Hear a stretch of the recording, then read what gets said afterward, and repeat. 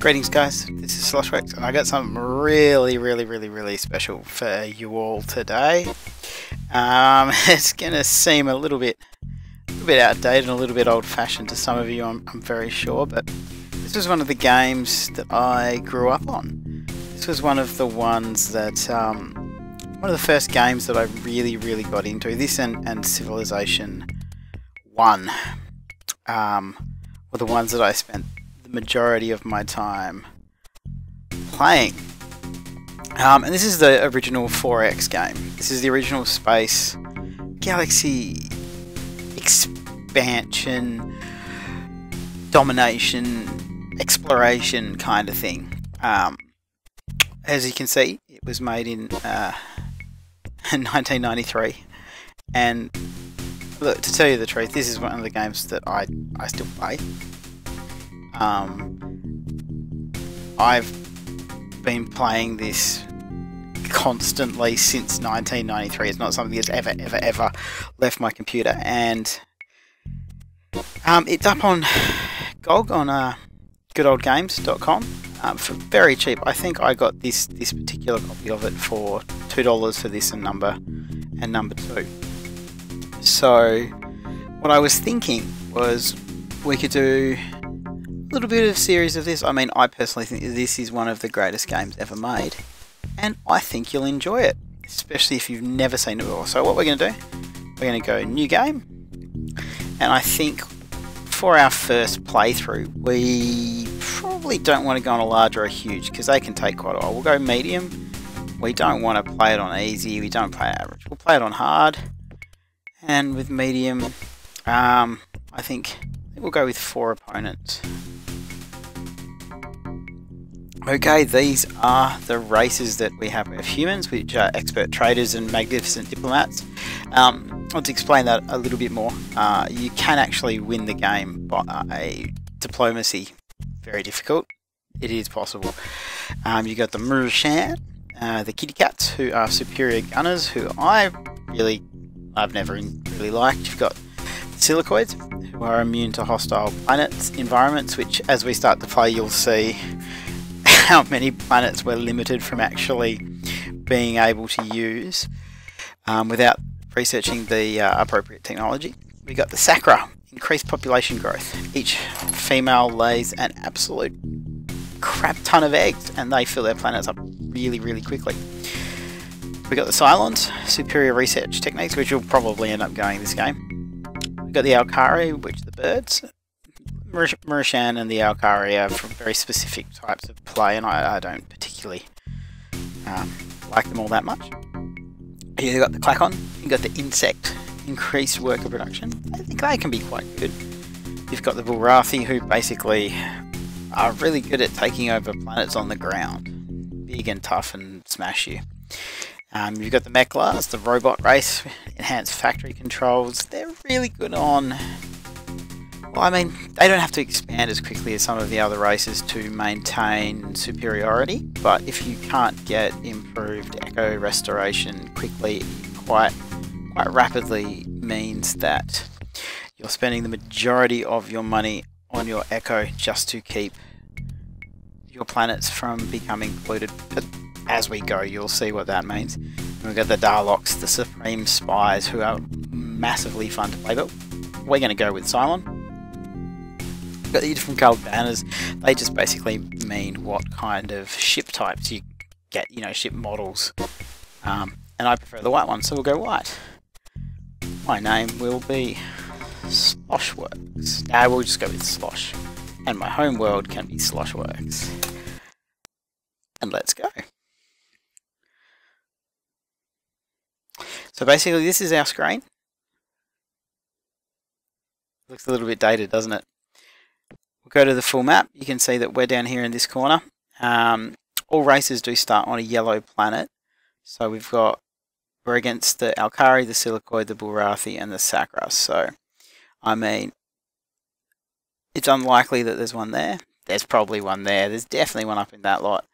Probably one there. So they're not necessarily too close to us yet. You can see the environments. We know nothing about our solar system really, and we don't know anything about the minerals on things. ultra poor and poor, rich, ultra rich artifacts, and I'm not going to tell you about Orion until we find it.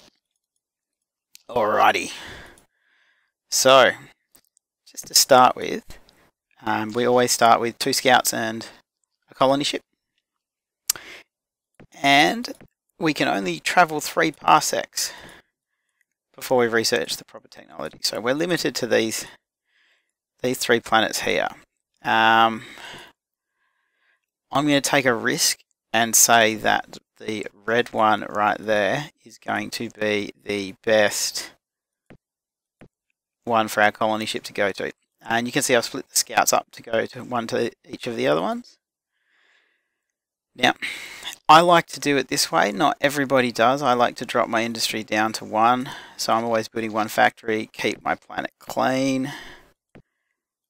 But also, well, I don't like to spend all my money on ships. I like to be building scouts as we go, so we can still kind of expand. So we'll go with that for our first turn. And you can see you can be a little bit finicky here at the beginning, because making small changes can, well, that's definitely not worth it. Sometimes you can get a +1 population per turn with that, but we won't worry about that. Alright, research. Deep space scanner, which detects enemy ships up to 5 parsecs away and 1 parsec from your colonies and 1 parsec away from your ships. I'll show you off the whole tech thing once we've gone through this first kind of little run. Quite often you'll get 4 or 5 choices, and don't seem to be getting many at the moment. So we've got our deuterium fuel cells, which will allow all of our ships to travel 5 parsecs without any reserve fuel tanks, which is really good. I mean, a Gatling laser is worth it sometimes. I would have preferred Hyper-V rockets, but that doesn't appear to be something that we're going to get. So this is what I mean. You can get +1 population, so you'll get the double, which is probably worth it. If you go here, not design, if we go to fleet and we go to specs, you can see our scout here has reserve tanks. And that's how they're actually able to travel further. They take up an awful lot of space though. But we're going to send him out here because we want to make sure that these aren't one of the other races, because if they are, it's something that we're definitely going to have to think about as we go. So I'm really hoping...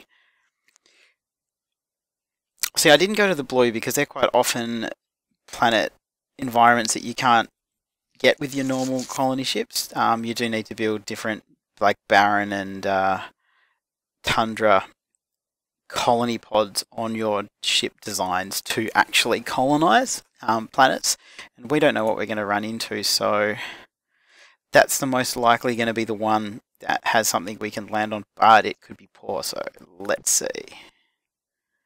Okay, so Ra, which is the blue one, is a barren hostile, which means we'll have to research barren to use it. Nothing special about it.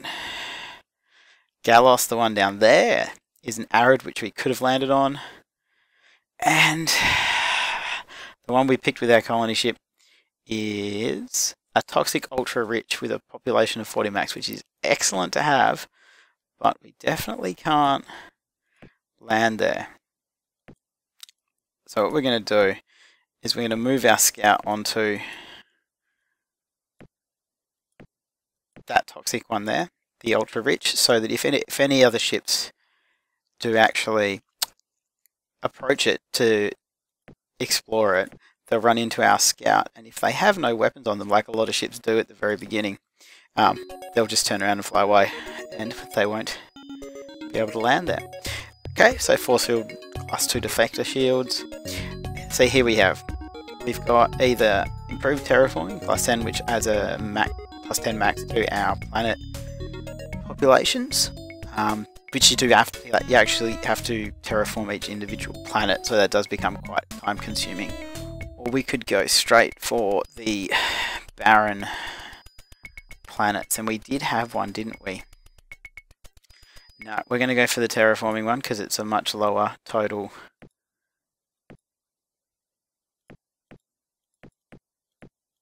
a much lower total research value. So I guess we need to keep making scouts. So we need to explore this whole area. So now that we've got this bit up here kind of taken, we can just send this guy around down here. If you really want to be fiddly, you can just keep getting that +1 population going. Because at the moment, oh, a jungle one up there, Celia. So we're actually, our colony ship has made it to Galos, and we're going to we're going to land there. And that was one of the reasons that I was getting the population up. By clicking transport down here, you can actually send some population over. So we just give them a little bit of a boost. I don't want to give them too much, but we'll send 5 over. So we'll still have 55. We can drop our echo way down, put our industry up. I think we might just build one more. Ooh, okay. So the Bullrathis are over here. They're somewhere around here. And you can see that's one of their scouts. So if we go auto, they'll just bugger off. Industrial tech, which reduces the construction cost to 9, which is pretty damn awesome. No habitable planets. Wonderful. But since the Bullrathi are over here, we'd better get that guy up there. And I'm going to change Sloshworks to making a colony ship, which, as you can see, is going to take 74 turns. So if we drop our tech down to, oh, that's way too low. Tech to 24, ship to 59. In our planets, you can see how much we've got spending on our ships per turn, because you do actually have to pay kind of like upkeep on your ships.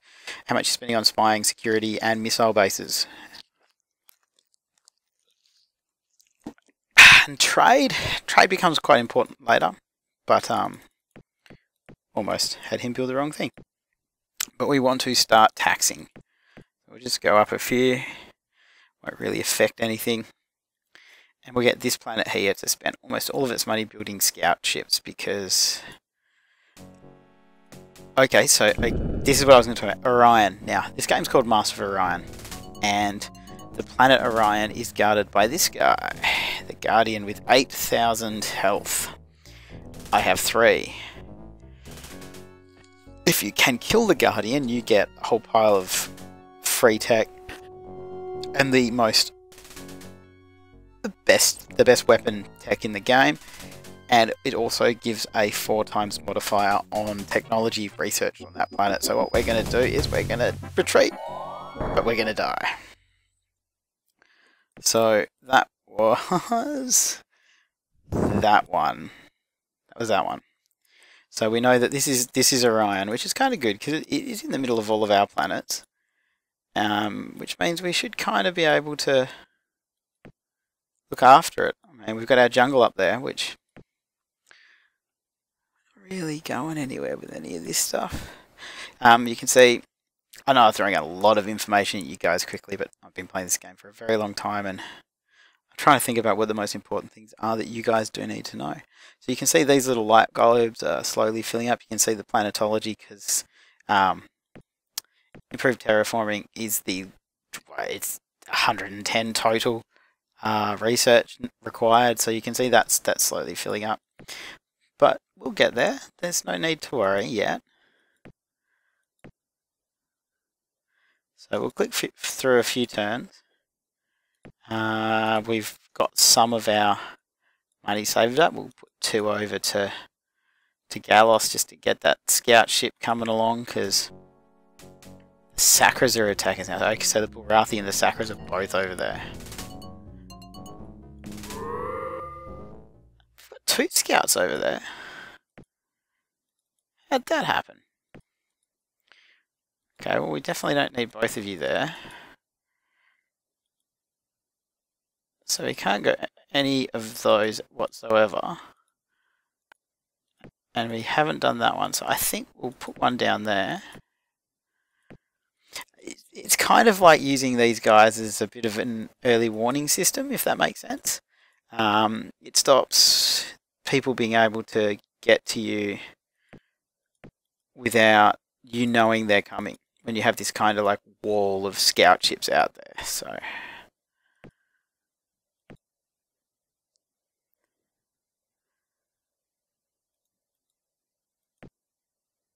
and we'll go back to Sloshworks, and if we can get to a +1, I think we'll take it, because it would be nice to. I'd better put one there, because even though it's barren, we do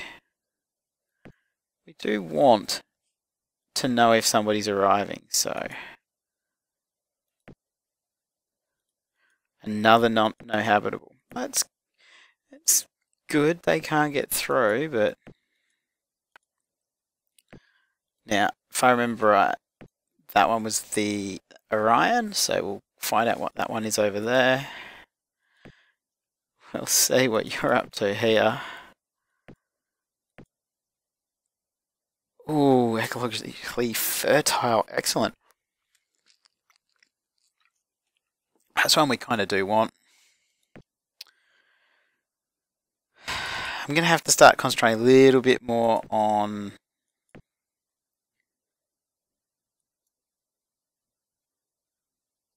we'll build one more scout ship, and then I think we've got all of the different ones that we wanted up and running. I'm going to drop a couple of industry clicks and put up a couple of defense ticks. So we're just slowly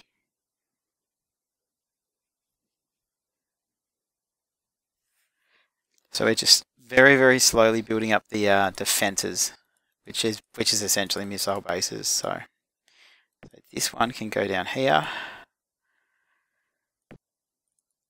I really wish we had.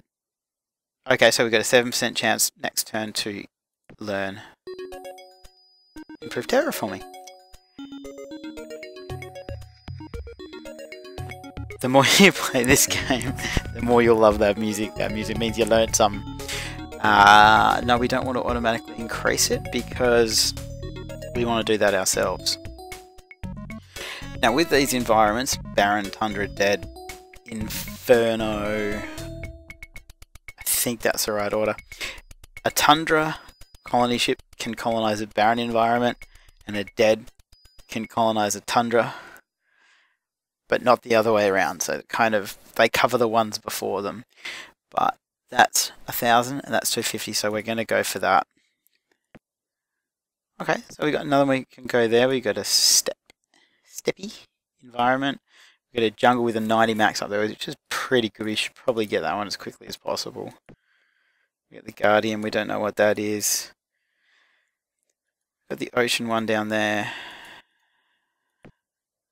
Gonna chuck just a couple on there. I know that says 255 years, and like, what's the point of that? But it's okay.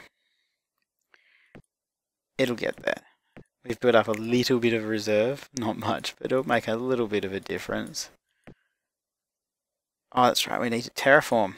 My goodness, what was I thinking? We'll freeze the.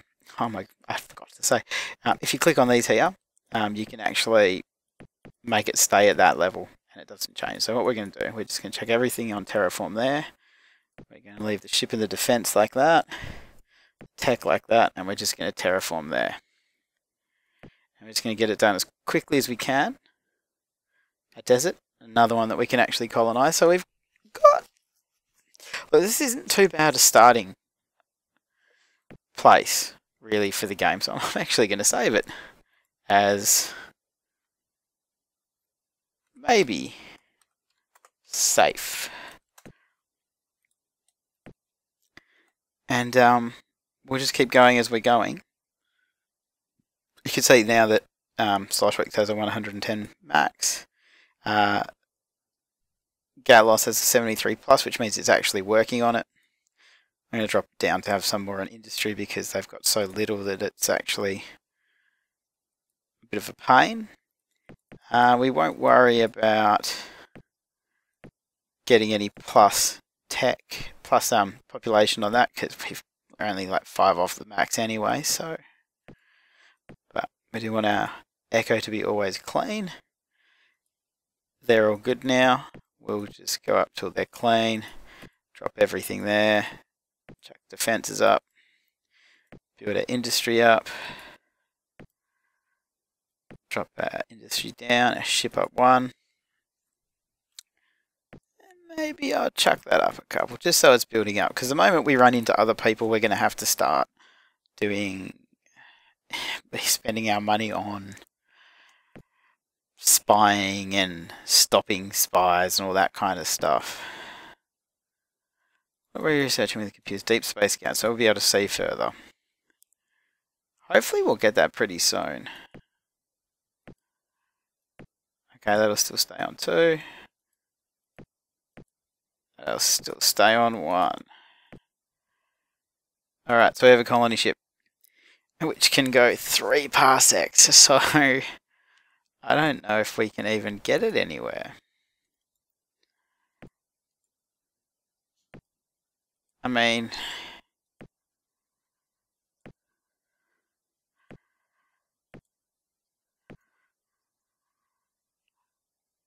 may as well. I think we'll move it to Galos so it's closer to get there quicker when we actually get the other tech. It's probably the best way to go about it. Got our deflector shields.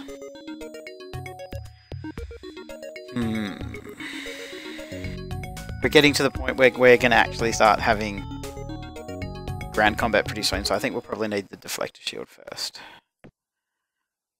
We'll keep building another colony ship. If you get other tech and replace ship designs, you don't lose all the stuff you spent on a ship so far. It transfers onto the next one that you've put on. Oh, good nuclear engines.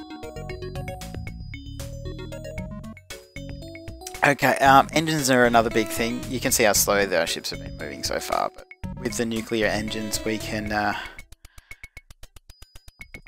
move 2 parsecs per turn. So you can get up there, which is very important. Can you get up there? You can get up there.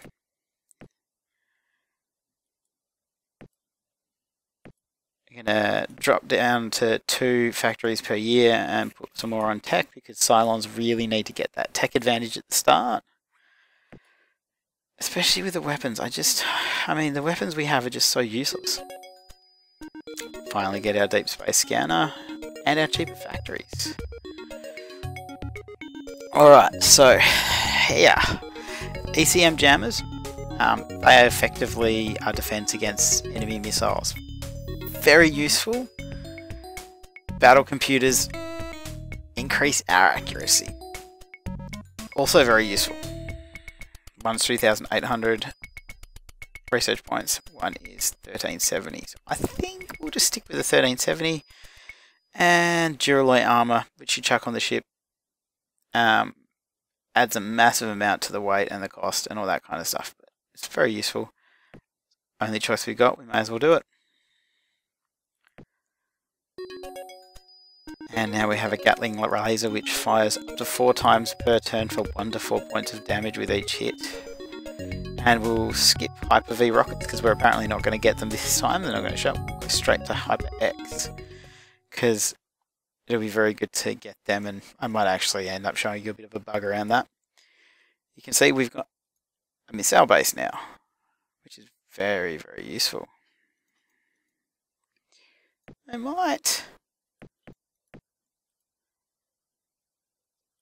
We'll save it, and I might actually show you the design. Okay, this is the design screen.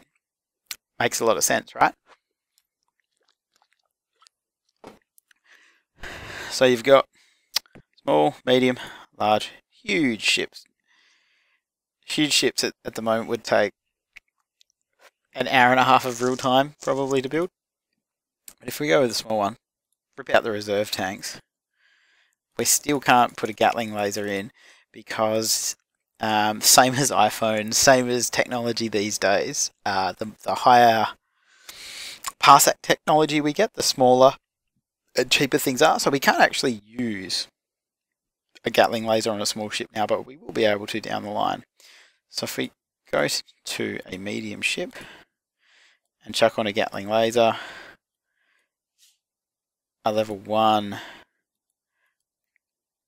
battle computer, and you've always got the 2 different armor types. You've got titanium 1 and titanium 2.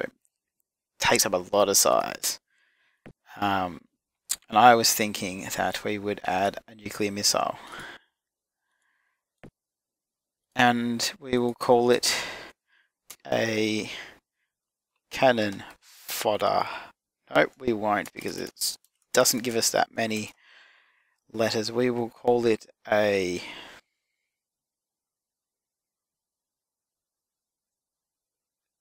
I don't know, what should you call it? Taxi cab. Because it's essentially a useless piece of crap. So we'll go through the designs, and this is why I like the white chips the most. I reckon they're the coolest. I like that one. Go with that. 84 cost, total space. Okay, yep, we'll go with that. Now, it doesn't have reserve tanks on it, so it can only go 5. But once we start putting some of those ones with weapons in these ones, we can move those scouts out and explore. So Galos is going to start making taxi cabs. We'll keep industry on 2. And we'll drop tech down to 12. And ships will make 1 every 6 years, which isn't very much. But what can you do? That looks pretty good to me. Alright.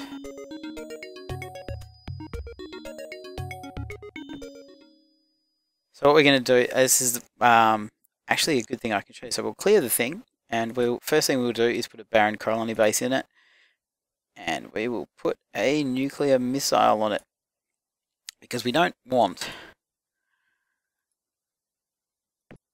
to rock up with a ship to make a colony and have a ship there with no weapon that makes us run away. So we're going to call this one Barren, because I'm very creative. Right, so we're going to have to scrap some. So I'm going to scrap a bomber. Hey, we've already got a colony ship. Where is it?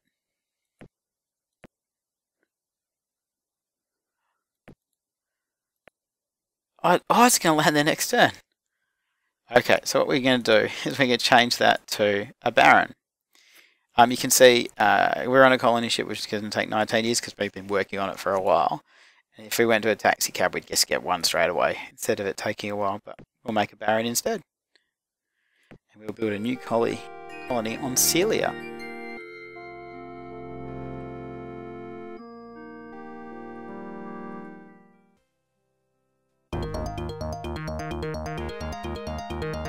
And the current ranking of Empire Production are Alkyra 1 and Cylon 2, so we're coming second, which is pretty cool. This is the GNN, the Galactic News Network. This robot pops up all the time telling us interesting things. And now I can show you something good, because we actually have a planet there. And I'd actually like to have the taxi cabs going there to defend it while we're still building it up. You can click relocate and those ships will automatically go there. We'll transport some people. We'll send them 10 million people, because we really do want to get these planets kickstarted pretty quickly. It would be really excellent if we'd actually got improved echo restoration, but that just hasn't shown up yet.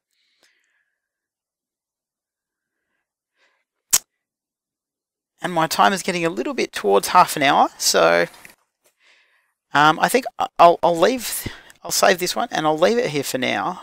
And this is my introduction to what I think is one of the greatest games that has ever been made. And I hope you guys enjoyed it. I hope I didn't talk too fast or fill you with too much gibberish.